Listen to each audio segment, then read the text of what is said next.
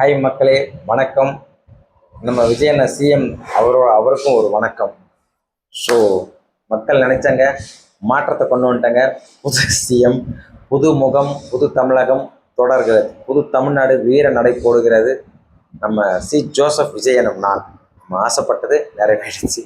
அந்த மாதிரி உங்கள் பொண்ணான கையால் எனக்கு ஒரு சப்ஸ்கிரைப் பண்ணிட்டீங்க, என் சேனலுக்கு சப்ஸ்கிரைப் பண்ணி பெல் பட்டாங்கன்னா நானும் கொஞ்சம் ஹாப்பியாக இருப்பேன். நானும் லைஃப்பில் முன்னேறுவேன். உங்கள் உதவி இல்லாமல் எதுவும் நடக்காது. ஸோ மக்கள் மாற்றம் நடந்துருச்சு சூப்பராக. ஸோ சிஎம் ஆகிட்டாரு, வீர நட போட்டுட்ருக்காரு, வீரமாக நட போட்டுருக்காரு. அவர் பணி மக்கள் பணி தொடரட்டும். நம்ம துணையோட, கடவுள் துணையோட. ஸோ நம்ம இப்போ என்ன பார்க்க போகிறோன்னா, வீழ்ந்த கதை. டிஎம்கே பெரிய ஆலமரம். ஸோ ஆலமரத்தை அப்போ இருந்தவங்க ஆரம்பித்தாங்க, அண்ணா காலத்துலேருந்து ஆரம்பித்தாங்க. ஸோ அதை வந்துட்டு அதுக்கப்புறம் அவர் ஆண்டார், அவர் மறைஞ்சார். அதுக்கப்புறம் கலைஞர் கைப்பற்றினார். அந்த ஆலமரத்தை தூக்கி நிப்பாட்டி பெருசாக்கிட்டார். டிஎம்கேனா யார், திராவிட முன்னேற்ற கழகம்னா யாருன்றது காட்டினார். அது ரொம்ப நாளாக மக்களுக்கு நல்ல கொடுத்தது. பட் அதனோட பலனும் அவர் அடைஞ்சார். ஸோ அவர் வந்துட்டு செய்யாத சாதனை கிடையாது, செய்யாத ஊழல் கிடையாது, செய்யாத ஆட்சி கிடையாது அப்படின்னு சொல்லலாம். மக்களுக்கு நல்லது நினைக்குது, மக்களுக்கு இலவசம், மக்கள் ஃபுட்டு, முட்டை, ஆம்புலன்ஸ், சென்னையில் பிரிட்ஜு, வெளிநாட்டு கம்பெனிங்க எல்லாமே இந்தியாவுக்கு வராமல் இந்தியாவில் வந்து தமிழ்நாட்டில் வர்றது எல்லாமே extra extra extra IT companies. கண்டிப்பாக வந்துட்டு இதெல்லாம் வந்து டிஎம்கே ஆட்சியில் கலைஞர் நம்பர் 1 பிளான் போடுறதுல அவர் நம்பர் 1. அவர் அடிச்சுக்க ஆளே கிடையாது. சத்தியமாக அரசியலில் அவர் அடிச்சுக்க ஆளே கிடையாது. சொல்லப்போனால் நம்ம எப்படி அண்ணாவை சொல்கிறோம், காமராஜரை சொல்கிறோம், கக்கனை சொல்கிறோம், ஸோ பெரியாரை சொல்கிறோம், தந்தை பெரியாரை சொல்கிறோம். ஸோ அது மாதிரி கலைஞரும் அந்த லிஸ்ட்டில் இருக்கார். இவங்கெல்லாம் வந்து பெரிய ஆளுங்க. கலைஞர், எம்ஜிஆர் ஆப்போசிட் டீம் இருந்தாலும் ஒரு காலத்தில் ஒன்றா இருந்தவங்க தான். ஸோ இந்த ஆலமரம்லாம் சேர்ந்து தான் வந்து இப்போ தமிழ்நாட்டை பெருசாக வரும். அதில் மெயினானது வந்து பார்த்திங்கன்னா, அப்போ இருந்த காலகட்டத்துக்கு பணம் புழக்கம். இப்போ இருக்கிற கலியுகம் வரைக்கும் 2000 வரைக்கும் வந்து பார்த்தீங்கன்னா, டைட்டில் பார்க் வர வரைக்கும் பார்த்தீங்கன்னா கலைஞர் தான்.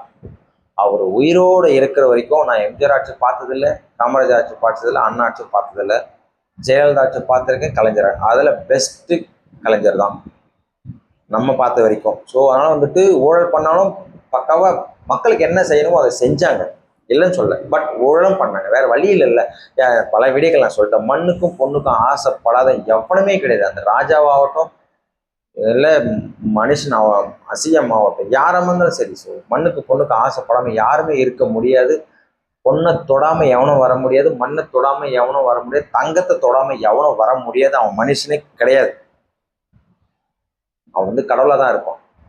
ஸோ கடவுளுக்கே வந்து ஜோடி இருக்க மாதிரி தான் நமக்கு இஷ்டி பிரகாரம் இருக்குது. சிவன்னா பார்வதி, முருகர்னா வள்ளி தெய்வான, ஸோ பெருமாள்னா Lakshmi, extra extra extra. So அப்படி சொல்லலாம் இல்லையா? ஸோ அதனால் வந்துட்டு அதெல்லாம் தாண்டி பல சாதனைகள் படைத்த கட்சி தான் டிஎம்கே. அது வீழ்ந்த கதை. அது எதிர்க்க இருந்த ஏடிஎம்கேவும் வீழ்ந்த கதை. ஸோ காரணம் என்னன்னா, கலைஞர் இருக்கிற வரைக்கும் அவர் பக்காவாக பிளான் போடுவார். ஆட்சிக்கு வந்துட்டாருன்னா பக்காவாக பிளான் போட்டு மக்களுக்கு நல்லது செஞ்சு. அவர் சொல்கிற ஒரு டைலாக் தான், என்ன கடலில் தூக்கி போட்டாலும் நான் கட்டுமரமாக தான் மிதப்பேன், கட்டி கவுந்து விட மாட்டேன். ஆனால் ஒரு வாட்டி கவுந்துட்டார். ஸோ அது சொல்ல முடியாது. ஸோ அதனால் வந்துட்டு அவர் செய்யாத சாதனைகளே இல்லை. அவரோட டைலாக் என்னன்னா, மக்கள் என்னதான் நீங்கள் நல்லது செஞ்சாலும் மக்கள் மறந்துடுவாங்க, ஒரு மாற்றத்தை எதிர்பார்ப்பாங்க.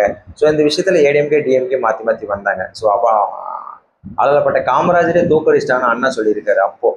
ஏன்னா அவரை மாரி நேர்மையான ஆட்கள் யாரும் இருக்க முடியும். Very simple city for Congress. அப்போது ஜெயிச்சவர் வந்துட்டு காமராஜர். ஸோ அதனால் அவரும் கஷ்டப்பட்டு பல போராட்டங்கள்லாம் சந்தித்து நம்மளாம் பிறந்தே இருக்க மாட்டோம். ஸோ அது வேறு விஷயம் வச்சுக்கோங்களேன். ஸோ அவர் மாரிலாம் யாரும் இருக்க முடியாது சிம்பிள் சிட்டியாக. ஸோ இப்போது வந்துட்டு கலைஞருக்கு அவ்வளோ கார் போகும், ஸ்டாலினுக்கு அவ்வளோ கார் போகும், ஜெயலலிதாவுக்கு ஓவராகவே கார் போகும். இந்த கான்வாய்ன்னு சொல்கிறாங்க. இப்போ நம்ம விஜய் அண்ணா சிஎம்க்கு வந்துட்டு கான்வாயோடு போயிட்டு இருக்காரு. ஆனால் இது கம்மி தான், அவங்க யூஸ் பண்ணதோடு இது கம்மி. இந்த கார்கள்லாம் ரொம்ப கம்மி. அப்படியே 1 கிலோமீட்டருக்கு போகும், பிரதமர் லெவலுக்கு போவாங்க. ஸோ ரொம்ப நல்ல விஷயம் தான், பாதுகாப்பு அது. பட் வீண் செலவும் இருக்குது. அந்த வீண் செலவு காமராஜர் சொன்னதான், எதுக்கு என் பின்னால் இவ்வளோ கார் வருது, எதுக்கு வயன் கத்திட்டு வராங்க போங்க அப்படின்ற மாதிரி, எதுக்கு இவ்வளோ செலவு அப்படின்ற மாதிரி. அப்போ இருந்த பண கஷ்டங்கள்லாம் வேறு. நெல் சோறே கஷ்டம் இல்லையா அப்போல்லாம் வந்துட்டு. ஸோ நம்ம கேள்விப்பட்டிருப்போம். இப்போ தான் வந்து பிரியாணி ரைஸ் இருந்தாலும், பொன்னி ரைஸ் இருந்தாலும், எந்த ரைஸ் இருந்தாலும் தின்ட்டு மீதி எடுத்து குப்பையில் கொட்டி அழிவு போகுது. பட் அப்போ வந்து நெல் சோறு கிடைக்கிறதே கஷ்டம். அந்த கஷ்டமான காலத்துலேயும் வந்துட்டு அவங்களாம் ஆட்சி பண்ணியிருக்காங்க. ரொம்ப ரொம்ப கஷ்டம். தண்ணி பஞ்சம், சாப்பாடு பஞ்சம். ஸோ ஸ்டெப் பை ஸ்டெப்பாக பெரிய ஆலமரமாக வளர்ந்தது தான் வந்து டிஎம்கே. அதுக்கு அழிய காரணமே அவங்களே தான். ஊழல் ஊழல் ஊழல், எதுக்கெத்தாலும் ஊழல், லஞ்சம், லாவணியம், சட்ட ஒழுங்கு சரியில்லை. எங்கே பிரச்சனை நடந்தாலும் வந்து டிஎம்கே தான் குற்றம் சொல்கிறது. வெட்டு, குத்து, கொலை, கற்பழிப்பு, எக்ஸட்ரா எக்ஸட்ரா. எங்கே ஊழல் வந்தால் நம்பர் ஒன்னாக நிற்பாங்க டிஎம்கே. ஸோ இதெல்லாம் வந்துட்டு மக்கள் வெறுத்து சிப்பே அப்படின்ற மாதிரி ஆயிடுச்சு. கலைஞர் இருக்கும்போது அதே பிரச்சனை. சரி ஓகே, ஸ்டாலின் தான் வராது, விடியல் தரப்பொண்ணு இவர் வந்தார், அவர் மறைஞ்ச பிறகு கலைஞர் மறைஞ்ச பிறகு ஸ்டாலின் வந்தார், இவராச்சும் கொஞ்சம் பண்ணலாலே, அதுவும் பண்ணி தொலைல. இந்த நேரம் பார்த்து ஜெயலலிதா செத்து போயிட்டாங்க, நல்ல விஷயம், அது பெருத்த ஊழல், அது போயிடுச்சு. ஸோ அதெல்லாம் தாண்டி நம்மளால் கொக்கு மாரி காத்துட்டு இருந்தார், அடிச்சு தூக்கி காலி பண்ணிட்டார் எல்லாரையும். மெஜாரிட்டியில் வந்து ஜெயிச்சார். ஸோ அட்லீஸ்ட் இவராவது கவனிக்கலாம் இல்லையா? ஸோ நம்ம தமிழ்நாட்டில் வந்துட்டு லஞ்சம், ஊழல், லாவணி, ஸோ இதெல்லாம் வந்து பிரச்சனை இருந்துச்சுன்னா கண்டிப்பாக நம்மளை கவுத்துருவாங்க. நம்ம அப்பா ஆட்சியை நம்ம பார்த்துருக்கணும், அவருக்கு தெரியணும் இல்லையா? அந்த அளவுக்கு மூளை இல்லை. மூளை இல்லை, மூளை இருக்குது, அது வேலை செய்யும். அது வேலை செஞ்சால் இன்றைக்கி நேரம் ஆட்சி விட்டுருக்க மாட்டேன், இன்றைக்கி இவர் தலைவர் ஆகிருக்க மாட்டார், புது தலைவர் வந்திருக்க மாட்டாங்க தமிழ்நாட்டுக்கு. அதே பிரச்சனை, அதே ஊழல், அதே கொலை, சட்டம் ஒழுங்கு சரியில்லை, எக்ஸெட்ரா எக்ஸெட்ரா. எங்கே பார்த்தாலும் ஊழல், அடி மாறி திங்கிட்டாங்க, ஏகப்பட்ட கடன். ஸோ மக்கள் வெறுப்பாயிட்டாங்க. சிப்ப அப்படின்ற மாதிரி. என்ன தான் நீங்கள் ஒரு 1000 ரூபா போட்டாலும் 1000 வச்சு எத்தனை நாளைக்கு வாழ முடியும்? 1000 வச்சு எத்தனை நாளைக்கு வாழ முடியும்? அதெல்லாம் யோசிக்கணும் ஸ்டாலின். ஸோ அவங்க பையன் சிஎம் ஆக்கினது மக்கள் வெறுத்துட்டாங்க. அவங்க டீமில் எவ்வளோ சீனியர் இருக்காங்க, எல்லாமே உத்தம புத்திரங்க, எல்லாமே கொள்ளக்கார பசங்க தான், சுற்றி கொள்ளக்கார பசங்க தான், எல்லாமே பல கோடி கொள்ளடிச்சு உட்காந்துருக்காங்க. ஸோ வந்துட்டு பொன்முடி பிரச்சனை பண்ண தூக்கி வெளில போட்டாங்க. இவருக்கு நேரு பல கோடி ரூபாய் ஊழல் பண்ணிட்டு போய் அவருக்கு தூக்கி வெளில போட்டுருக்கலாம். இந்த பக்கம் துரைமுருகன் பிரச்சனை. ஸோ எக்ஸட்ரா அவங்க எல்லாத்தையும் வெட்டியிருக்கணும். டக்கு டக்கு டக்குன்னு அந்த கலையெல்லாம் வெட்டிட்டு நேர்மையான. ஸோ ஒருத்தன் வந்திருக்கான், புதுசாக வந்திருக்கான், விஜய்னு ஒருத்தன் வந்திருக்கான், மக்கள் அவன் அன்பு செலுத்துறாங்க, கூட்டம் கூடுது அப்படின்னா புது ஆட்களை நிப்பாட்டி இருக்கணும், புதுசாக ஆளுங்களை நிப்பாட்டி இருக்கணும். நேர்மையாக பேசி நான் தப்பு செஞ்சுதாலும் மன்னிச்சிடுங்க, ஆட்சியை தக்க வச்சுக்கணும்.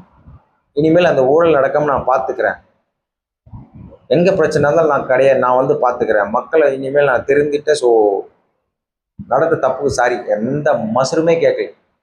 அப்படியே வர்றது, அப்படியே செஞ்சுட்டேன். என்ன செஞ்சுட்டேன்? மக்கள் ஒத்துக்க மாட்டாங்கடா சார். நீ என்னதான் வீடு கட்டி கொடுத்தாலும் ஒத்துக்க மாட்டாங்க, என்னதான் நீ பணம் போட்டாலும் ஒத்துக்க மாட்டாங்க. அவங்கள பிரச்சனை வரும்போது முன்னாடி போய் நிற்கணும், லஞ்சம் இல்லாமல் பார்த்துக்கணும், ஊழல் இல்லாமல் பார்த்துக்கணும், ஒரு கவர்மெண்ட் ஆஃபீஸ் போனால் டக்கு டக்கு வேலை நடக்கணும். ஒருத்தனை வெட்டி சாய்க்கிறாங்க அஜித்ன்ற பையனை, அவனை போய் என்னென்னு பார்க்கணும்.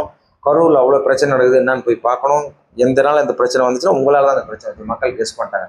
பட் அங்கே கரூரில் பிரச்சனைனா நடந்த ஒரு பிரச்சனைக்கு டிஎம்கே தான் காரணம். ஆனால் அவன் ஜெயிக்கல, ஏடிஎம்கே ஜெயிச்சிட்டான். அங்கே இருக்கிற மக்கள் வந்து முட்டாள்தனமாக ஏடிஎம்கே ஓட்டு போட்டாங்க. ஏன் போட்டாங்கன்னு தெரியல, பணத்தை வாங்கிட்டு போட்டாங்க, நமக்கு தெரியாது. ஸோ இன்னும் மக்கள் திருந்தலை. இதே இப்போ இருக்கிற கரண்ட் சிஎம் விஜய் அண்ணாவை பாதி பேர் தான் ஏற்றுனாங்க, இன்னும் மீதி பேர் ஏற்றுக்கல. அவங்களே ஏற்றுக்க ஒப்பார். யாரே நம்ம கரண்ட் சிஎம், அவர் செய்கிற ஆட்சி நல்ல ஆட்சியை பார்த்து அவங்களா ஓட்டு போடுவாங்க.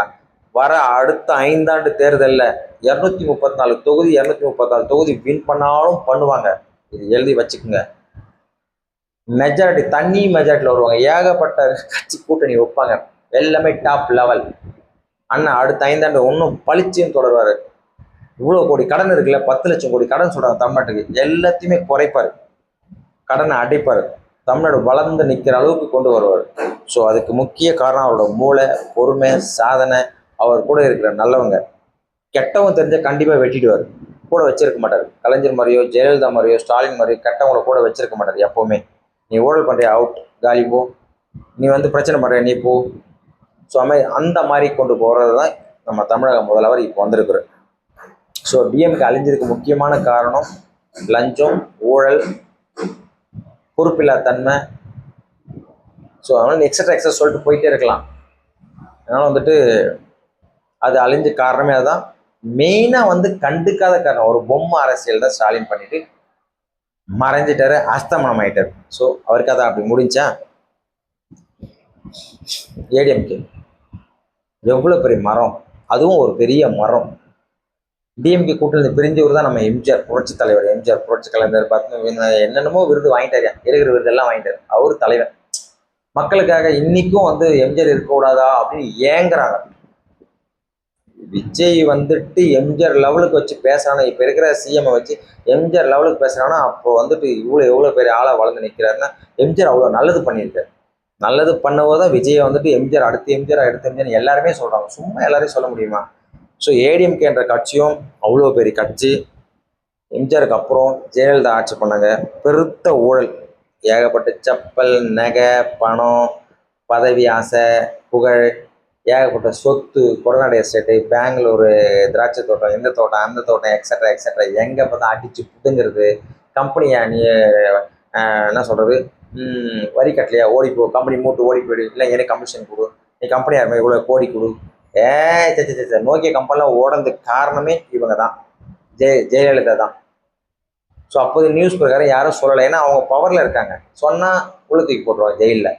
ஸோ நோக்கியெல்லாம் போனதுக்கு காரணமே அவ்வளோ. 200 கோடியோ வரி கட்டணா எப்படி கட்டுவான் 200 கோடி? அவன் தான் ஆல்ரெடி எல்லாத்தையும் கட்டு தான் வந்து கம்பெனி நடத்திட்டு இருக்கான். கட்டு இல்லைன்னா கம்பெனி மூட்டு போயிட்டான். அதுலேருந்து மக்கள் எல்லாம் என்ன பண்ணுறது? ஆனால் மூடிட்டு போனவன் எல்லாரும் மக்களுக்கு சம்பளத்தை வாரி வழங்கிட்டு தான் போயிருக்கான். உனக்கு கொடுக்கும் நீ காசை நான் எம்ப்ளாயி கொடுக்க சொல்லிட்டு நல்ல பேர் எடுத்துகிட்டு போயிட்டேன், கம்பெனி மூடிட்டான், அஸ்தமனம் ஆயிடுச்சு. ஸோ அதுக்கப்புறம் ஏகப்பட்ட ஊழல், ஜெயிலில் போட்டாங்க, திகார் ஜெயிலில் போட்டாங்க. அதுக்கப்புறம் வந்தாங்க, அதுக்கப்புறம் கீழே விழுந்தாங்க, செத்தாங்க, மறைஞ்சிட்டாங்க. அவ்வளோதான், அப்படியே முடிஞ்சு போச்சா ஏடிஎம்கே. அதுக்கப்புறம் ஓபிஎஸ் டம்மி பீஸ் ஆனார், அப்புறம் எடப்பாடி டம்மி பீஸ் ஆனார், அப்புறம் சசிகலான்ற ஒரு ஊழல்வாதி, ஒரு திருட்டு பொம்பளை, துரோகி, ஜெயலலிதா அம்மாவை கொன்ன துரோகி சசிகலா பொம்பளை தான். ஜெயலலிதா எப்படி கீழே விழுந்தாங்க, எப்படி வந்தாங்க போனாங்கன்றது சசிகலாவை பிடிச்சா சரியாக போயிடும். பட் யாருமே வந்து அதை இன்வெஸ்டிகேஷன் பண்ணி அவங்கள உள்ள தூக்கி போடல. சொத்து குவிப்பு வழக்கில் ஏகப்பட்ட சொத்து, ஏகப்பட்ட பணம். இந்த பொம்பளை யாரு அவ்வளோ சம்பாதிச்சு வச்சிருக்கா ஜெயலலிதாவோட இந்த ஒட்டியும்? அவன் வீட்டுக்காரன் சத்தம் அப்போடு சாவலுது, ஜாலியாக இருக்கு. இப்போ வந்துட்டு 4 வருஷம் 5 வருஷம் ஜெயிலில் இருந்தது, சொகுசாக இருந்துட்டு வந்திருக்கு.